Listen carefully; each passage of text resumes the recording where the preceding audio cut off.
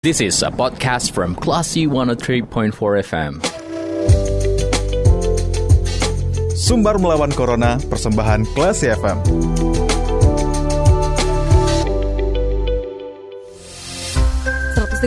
Classy FM, this is the actual radio. Classy People, saatnya Anda mencermati Sumber melawan Corona, persembahan radio Classy FM bersama saya Dita Indira. Nah, Classy People, saat ini sudah akan dilaksanakan ya vaksinasi untuk anak di Kota Padang. Lalu seperti apa nih tips untuk mengajak anak supaya mau divaksinasi, apalagi sekarang masih pandemi, jadi vaksin sangat penting ya untuk berbagai kalangan. Nah, untuk membahas itu terkait dengan tips mengajak anak untuk vaksin, kita sudah terhubung bersama dengan dokter spesialis kejiwaan dari Semen Padang Hospital. Ada Dr. M. John Ibrahim SPKJ, kita sapa dulu. Assalamualaikum Dr. John. Waalaikumsalam warahmatullahi wabarakatuh. Gimana kabarnya hari ini dokter, sehat?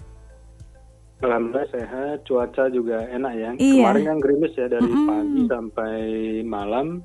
Sekarang cerah sekali. Cerah sekali, dan kita berharap hari-hari kelas people juga cerah hari ini ya dok ya. Iya, kecuali nanti mau gongsi faco ini, biasanya hujan lagi nanti. Iya. Tapi ini biasanya ya dok ya.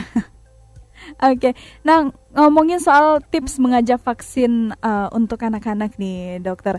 Nah ini kan vaksinasi untuk anak akan dimulai nih di Kota Padang. Ini gimana sebaiknya orang tua bersikap kepada anak supaya mau diajak untuk vaksin nih dok?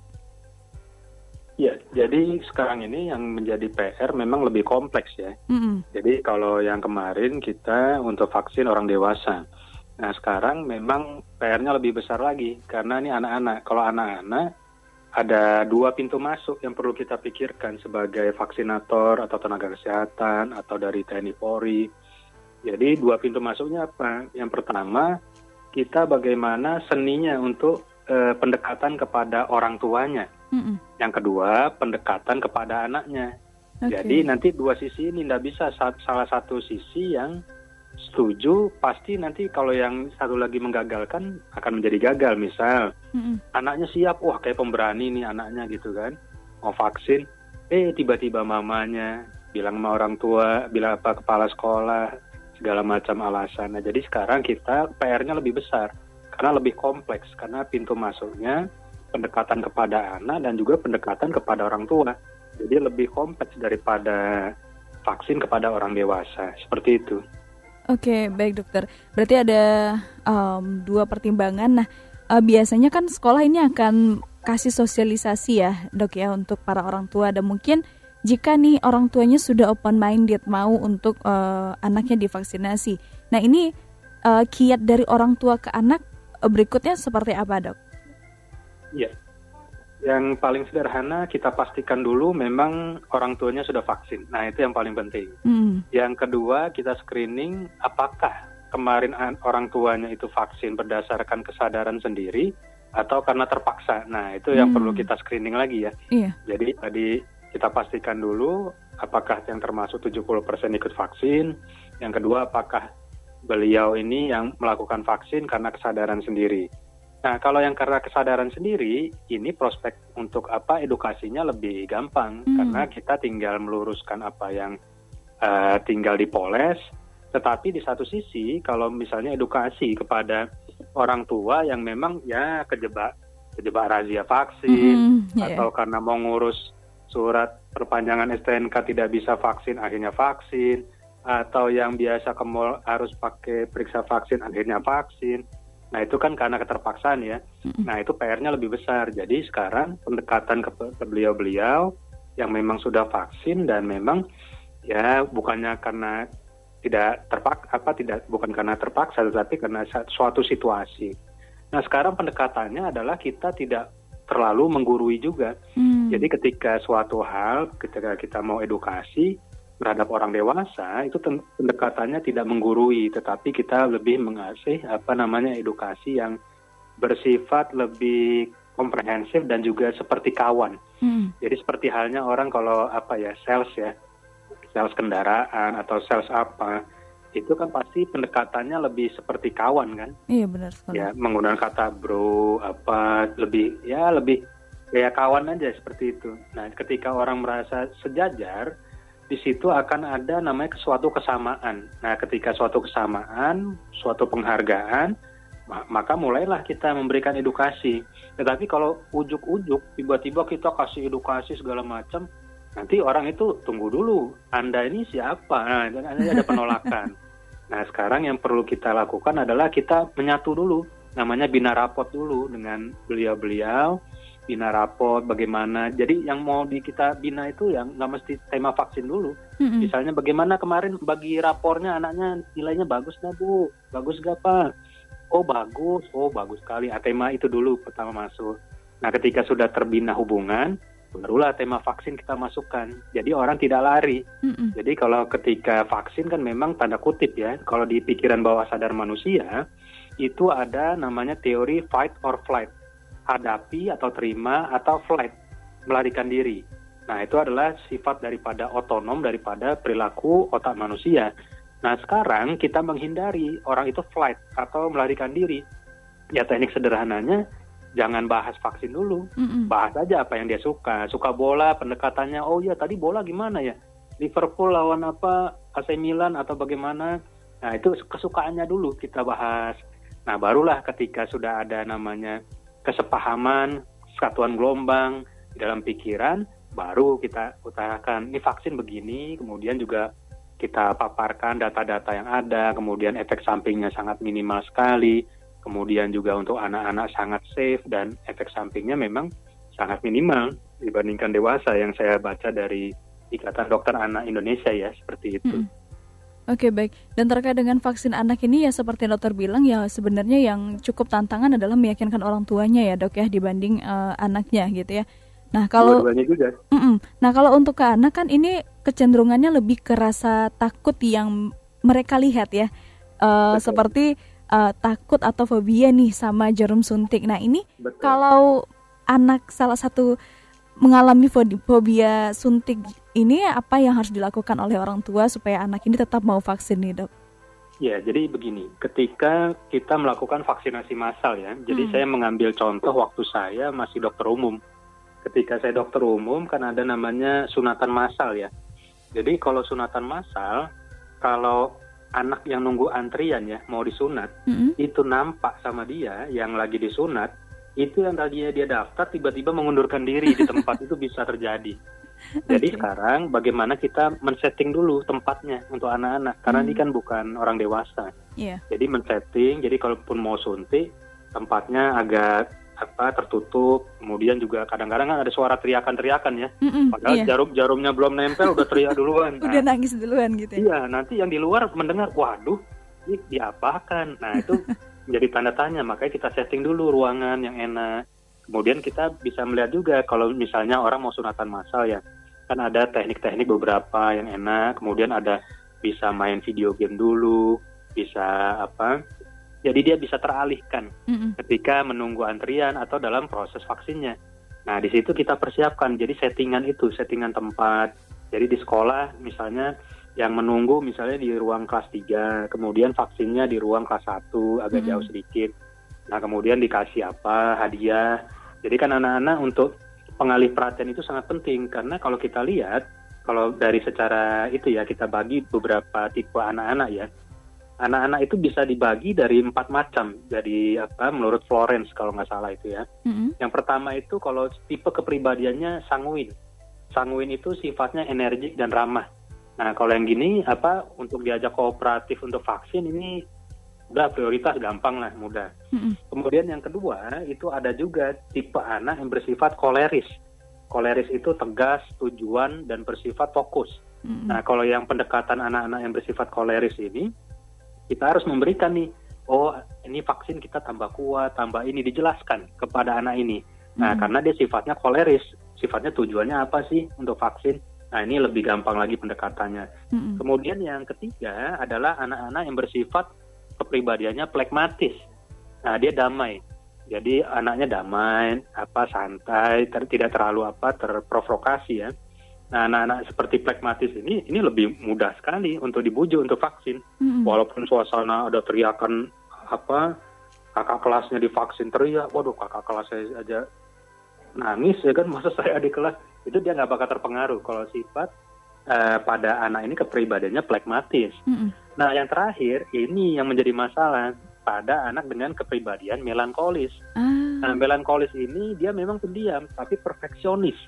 Jadi ada sesuatu yang tidak presisi, ada sesuatu yang membuat dirinya tidak nyaman, dia pasti mengundurkan diri. Jadi dia kecenderungannya adalah flight. Kalau nggak cocok, ya udah dia mundur. Nah, yang seperti ini harus di screening. Jadi kita jangan menyamaratakan semua anak pasti bisa, itu mudah-mudahan itu tidak terjadi karena setiap anak rata-rata memiliki 4 karakter ini. Nah, jadi bagaimana pendekatan kita terhadap yang tipenya sanguin, koleris, flegmatis, ataupun juga melankolis. Nah, jadi ada beberapa pendekatan. Atau kalau perlu adanya psikolog yang disertakan boleh. Psikolog anak, psikiater anak, itu boleh. Jadi kita melihat bahwa anak-anak ini lebih kompleks. Karena kalau orang dewasa kan dia bisa mengambil keputusan berdasarkan dari pemikiran sadarnya. Nah, kalau anak-anak ini bisa terpengaruh dengan suasana aja sudah terpengaruh. Nah, jadi nanti yang tadinya sudah setuju orang tuanya, anaknya sudah setuju, ya tiba-tiba di tempat suasananya riuh sekali. Ada yang teriak, ada yang nangis keluar dari ruangan. Wah, tiba-tiba mamanya yang tadi setuju berubah jadi tidak setuju. Kemudian anak-anaknya yang tadinya udah siap-siap, tiba-tiba kayak begini udahlah, kita kabur aja lewat pagar belakang. Nah, itu bisa-bisa terjadi saja. Nah, sekarang kompleks ini harus kita pendekatannya dengan beberapa strategi pendekatan. Sehingga program vaksinasi ini bisa berhasil dan bisa kita sukseskan. Mungkin seperti itu ya. Oke, dokter, itu kan semacam setting dari orang tua dan juga mungkin guru ya yang nantinya akan memandu para anak-anak untuk bisa divaksin. Nah, lalu bagaimana kalau misalnya vaksinator nih untuk menghadapi anak yang divaksin nih, Dok? Ya, betul. Ya, jadi seperti ini juga. Jadi kalau kita ya yang paling sederhana kan ilmu waktu sunatan massal ya. Waktu sunatan massal itu kadang-kadang ya beberapa kalau sunatan yang sunat-sunat yang agak lebih teredukasi itu kalau di Jakarta itu ada beberapa pengalih. Kadang-kadang ada yang dipakaikan baju badut, ada yang dipakaikan baju yang lebih atraktif. Jadi dia tidak merasa sedang diintimidasi atau sedang dilakukan suatu proses yang menyeramkan. Nah, jadi sekarang termasuk juga kalau saya kan kalau di Semen Padang Hospital melakukan hipnoterapi ya. Pasien-pasien hipnoterapi itu juga kita menggunakan juga virtual reality. Jadi menggunakan kacamata virtual reality untuk membantu proses daripada hipnoterapi. Nah, kemudian juga bisa kita juga arahkan, misalnya kita ajarkan hypnosleep namanya. Hypnosleep itu bagaimana menghipnosis anak-anak ketika tidur dilakukan secara mandiri oleh orang tuanya di rumah masing-masing. Jadi itu biasa saya ajarkan, misalnya pasien yang takut cabut gigi gitu kan. Setiap udah sampai di dokter gigi lari, sampai dokter gigi lari. Nah, itu kita lakukan namanya hypnosleep. Nah, kemudian diberikan sugesti. Nah, nanti kita ajarkan juga misalnya teknik-tekniknya. Hypnosleep itu bagaimana sih kepada orang tua. Nah, kemudian nanti persiapan misalnya tanggal berapa, tanggal 27 untuk vaksinnya misal. Berarti ini masih ada 7 hari lagi nih. Ya udah hipnosleep dari sekarang. Berikan sugesti misalnya di jam 3 malam di telinga sebelah kanan dengan mengatakan misalnya nama anaknya Budi. Nah, kita ucapkan di malam hari, Budi ini mama. Mulai sekarang dan seterusnya Budi semakin berani untuk vaksin. Nah, itu diulang di telinganya terus sampai nanti dia agak merasa terganggu saat tidurnya. Nah, udah berhenti.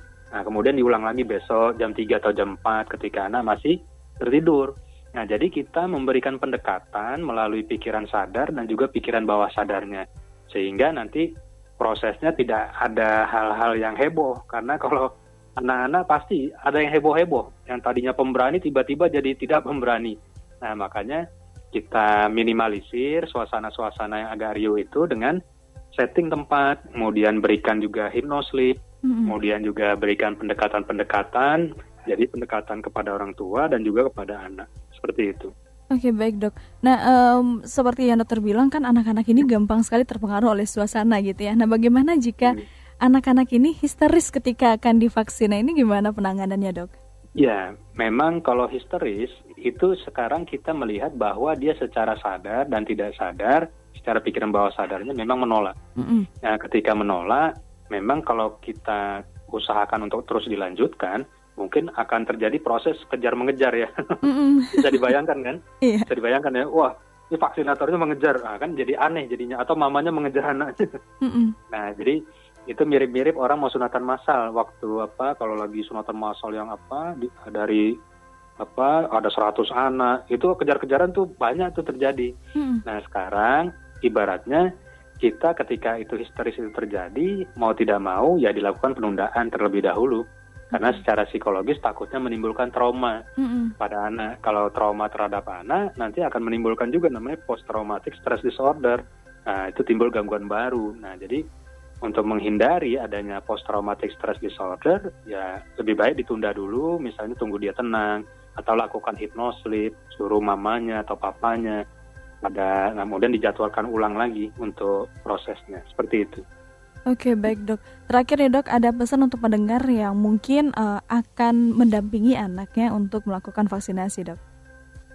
Ya, memang suatu proses ya. Jadi walaupun orang tuanya sudah divaksin dan sudah merasakan nggak sakit kok, biasa-biasa saja, saya sehat-sehat saja.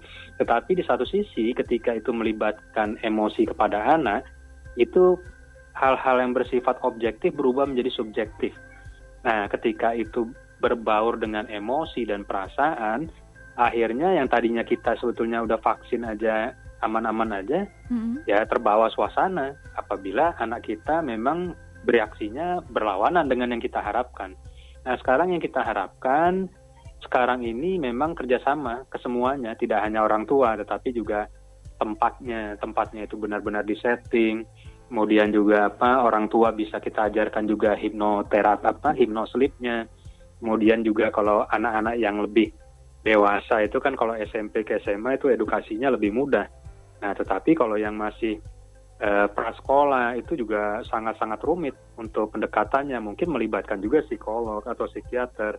Jadi di sini memang tidak bisa diserahkan sepenuhnya kepada orang tua. Memang adanya suatu perencanaan yang perlu kita pertimbangkan masa-masa sehingga program ini tidak gagal karena terbawa situasi dan kondisi yang tidak kondusif seperti itu.